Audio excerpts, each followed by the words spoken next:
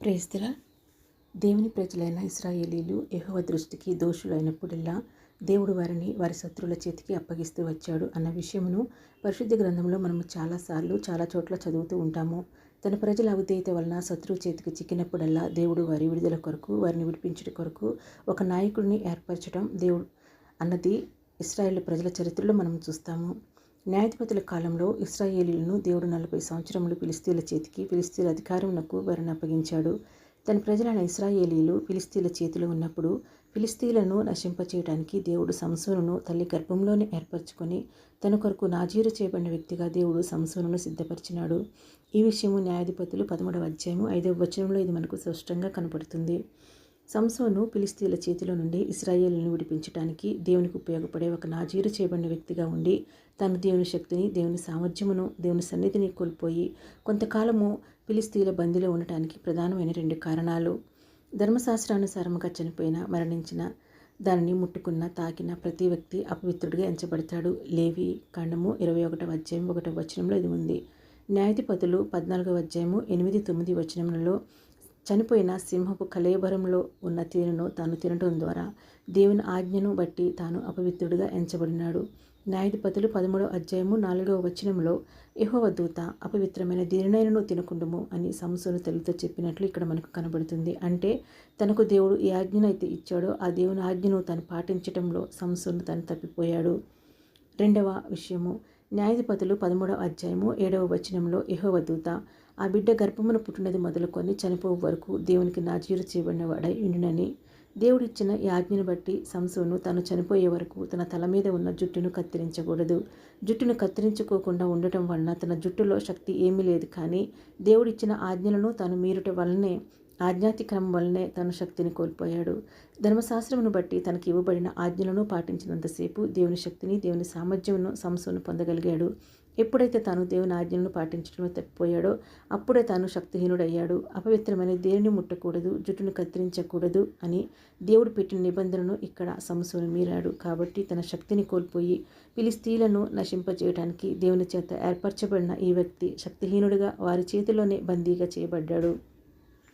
దేవుని వాక్యానికి, దేవుని నుండి పంపబడిన వాక్యకి, ఆజ్ఞకు ఎంత శక్తి ఉన్నదో, దాన్ని నమ్ముడు ద్వారా ఎంత సామర్థ్యం కలుగుతుందో, దాన్ని పాటించడం ద్వారా ఎంత మేలు కలుగుతుందో అసలు ఈ మనుషులకు ఎందుకు అర్థం కావటం లేదు అని నాకు ఒక్కొక్కసారి అనిపిస్తూ ఉంటుంది.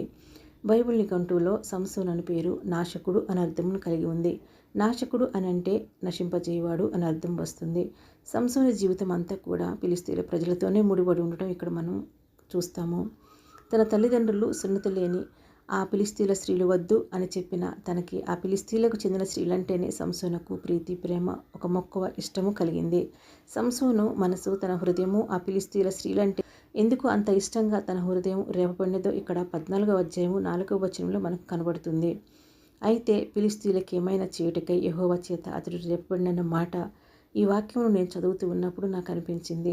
దేనికైతే, ఏ పనికైతే దేవుడు ఏర్పరిచాడో, పిలిచాడో ఆ విషయంలో, ఆ ఏర్పరిచిన ఉద్దేశమును, పిలిచిన పిలుపు విషయంలో దేవుడు ఎప్పుడూ మాట తప్పడు అని. సంసోనును దేవుడు ఎందుకు ఏర్పరచుకున్నాడో ఆ ఉద్దేశమును సంపూర్ణంగా దేవుడు నెరవేర్చాడు. ఫిలిష్తీయులను నశింపచేయడానికి దేవుని చేత ఏర్పరచబడిన ఈ సంసోను ఇశ్రాయేలుకు న్యాయాధిపతిగా తాను 20 సంవత్సరంలో వారిని పరిపాలించాడు. న్యాయాధిపతులు 15వ అధ్యాయం 20వ వచనంలో ఇది మనకు కనపడుతుంది. సంసోను తల మీద నాజీరు అనే దేవుని నిబంధన తిరిగి ఎప్పుడైతే పెరగటం మొదలైందో, సంసోను దేవుని ఆజ్ఞావాక్యము అనే నిబంధనలో నిలబడినప్పుడు తన జీవితకాలంలో చంపిన వారి కంటే ఎక్కువగా తన మరణకాలంలో తన శత్రులైన ఎవరినైతే నశింపచేయడానికి దేవుడు తనను ఏర్పరిచాడో, ఎవరిని తాను నశింపచేయడానికి తన తల్లి గర్భంలో తను దేవుని చేత రూపబడినాడో ఆ దేవుని ఉద్దేశమును సంపూర్ణంగా నెరవేర్చడానికి మరి ఎక్కువ మంది ఫిలిష్తీయులను తను చంపుతూ వచ్చాడు. దేవునికి, దేవుని బిడ్డలైన ఇశ్రాయేలీయులకు శత్రువులైన ఫిలిష్తీయులను నశింపచేయటానికి ఏర్పరచబడిన నాశకుడు అని అర్థం వచ్చే పేరు కలిగిన సంసోను దేవుని నిబంధనలో నిలవబడి మరలా తన తల మీద జుట్టు పెరిగినప్పుడు తాను ఏమని అనుకున్నాడు అంటే, నాజీరు ద్వారా దేవుడు తనతో ఏర్పరచుకున్న నిబంధన, ఆ నిబంధన సన్నిధి మరలా తనకు తోడుగా వచ్చింది కాబట్టి తన బ్రతికిన సమయంలో కంటే తన మరణ సమయంలో ఎక్కువ మంది ఫిలిష్తీయులను చంపగలుగుతాను అని దేవునిపై ఒక విశ్వాసం అనేది ఉంచడం వలన దేవుడు హెబ్రీ 11వ అధ్యాయం 33వ వచనంలో ఉన్న విశ్వాసవీరులతో కూడా సంసోను పేరును ముద్రించాడు. దేవుడు తనకిచ్చిన ఆజ్ఞలను నెరవేర్చడంలో తప్పిపోయినప్పటికీ సంసోను మరలా దేవుని వైపు తిరిగి దేవుడు నాజీరు ద్వారా తనతో చేసిన నిబంధన జ్ఞాపకం చేసుకొని ఆ నిబంధనలో ఉన్న శక్తి సామర్థ్యమును తను ఆశ్రయించినప్పుడు విశ్వాస వీరులలో తన పేరును చేర్చడానికి దేవుడు వెనుకంజ వేయలేదు. అబ్బా, ఎంత గొప్ప దేవుడండి మన దేవుడు.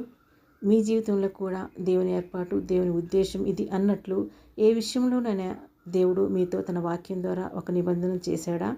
అయితే దేవుని వాక్య నిబంధన, దేవుని సన్నిధిలోనే మీరు ఉండండి, మీరు విశ్వసించండి. మిమ్మల్ని కూడా విశ్వాస వీరులు అనే జాబితాలోనికి దేవుడు మిమ్మల్ని తీసుకువస్తాడు. Praise the lord.